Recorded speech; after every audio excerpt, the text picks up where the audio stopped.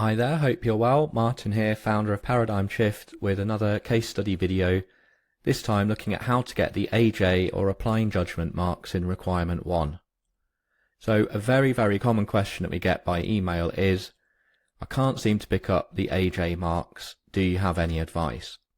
So point number 1 here, try not to think too consciously in terms of applying judgment, as this isn't something that we normally have to do, so it doesn't really give us very good guidance.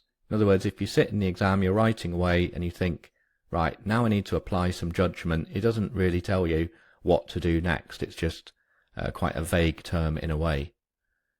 So think about point 2, which is instead try to learn the patterns in the past papers in terms of what the examiners want to see. This video will hopefully help. So when you're in the exam, go through the video, go through the past papers, you're not going to sit there and think, oh, I need to apply judgment. Instead, you're going to go to your planning sheets with some of these reminders and general ideas, and you're just going to use those instead. So revenue growth and analysis, growth trends. Try and look at the year-on-year growth trends for the business as a whole and the different revenue streams, and look at whether current growth is slowing or accelerating. Look at comparability issues. So consider comparability issues with prior periods. For example, have there been any unusual events or one-offs during the year, and just refer to those. Revenue drivers. This is one of the most important areas. It's basically just giving reasons for the changes, and sometimes that's all you need to do. That's why it's a bad idea to sit there and think, oh, I need to apply judgment. You're just explaining to the client, company and the board why things have happened, and that's it. So look at volume increases, more clients, customers and sites, price changes, new pricing strategies, maybe performance-based pricing was introduced. Look at any business model changes or shifts in the service or revenue mix between the different parts of the business. Another thing to think about, barriers to growth, so customer churn or client loss, any staff attrition affecting delivery capacity, any operational or timing delays.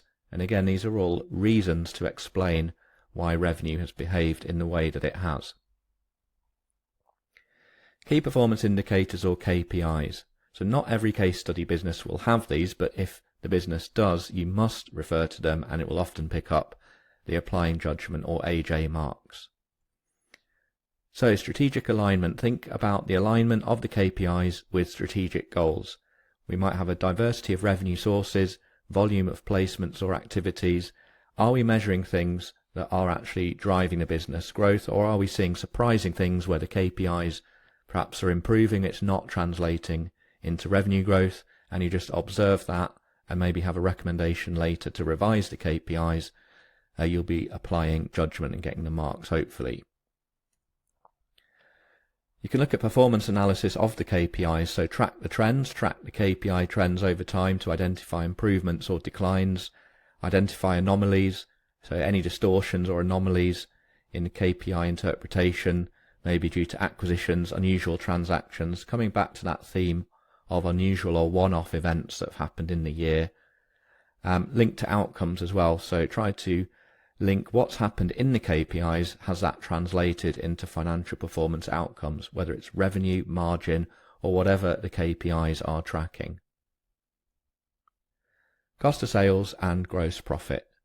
So just a graphic there, some key analysis points here. Try and compare trends in cost of sales with revenue movements by activity or business area. Normally we'd expect cost of sales to move up or down at the same rate that revenue is moving up or down. And so if that happens, you just comment on it. If it doesn't happen, revenue's going up, cost of sales only moved up a small amount, then you can say that's good direct cost control, because getting lots of revenue without increasing the costs. Or it could go the other way around. So it's again patterns, linking things together really.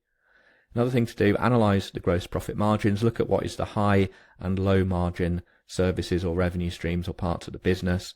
Look at the impact of pricing or client mix changes on gross profit margins, and once again come back to it, identify one-off or non-recurring costs, impairments, write-offs, abortive projects. It's that theme again, isn't it, of one-off events. Profitability. So cost base, sustainability. Look at the sustainability of the cost base and its responsiveness to revenue change. So if you see costs increasing, perhaps for the second year in a row, then it's a judgment mark to say this is potentially a problem for the business. Cost controls. Review operational leverage. Are costs rising faster or slower than income? Competitive comparisons can sometimes get marks here. Can you compare performance against peers or competitors? You'd have to be given the information in the exam paper, so these are all just ideas in this video to draw upon. Get the general idea on your planning and reminder sheet, and then obviously use the best ideas on the day.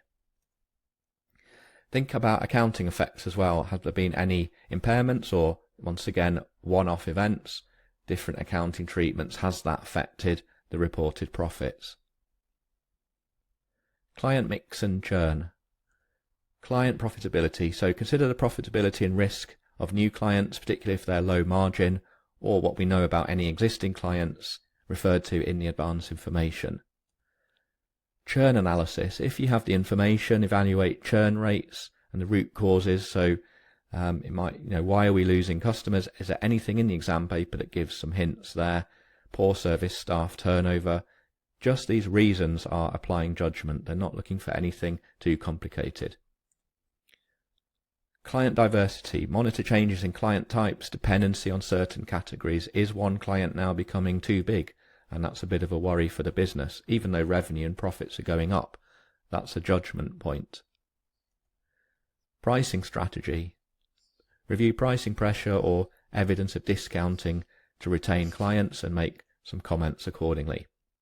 So that's it. I hope you found it useful. This is all obviously for requirement 1. Please check out our other video where we're going to do the same thing but applied to requirement 2 and requirement 3 together, because they are very similar requirements basically.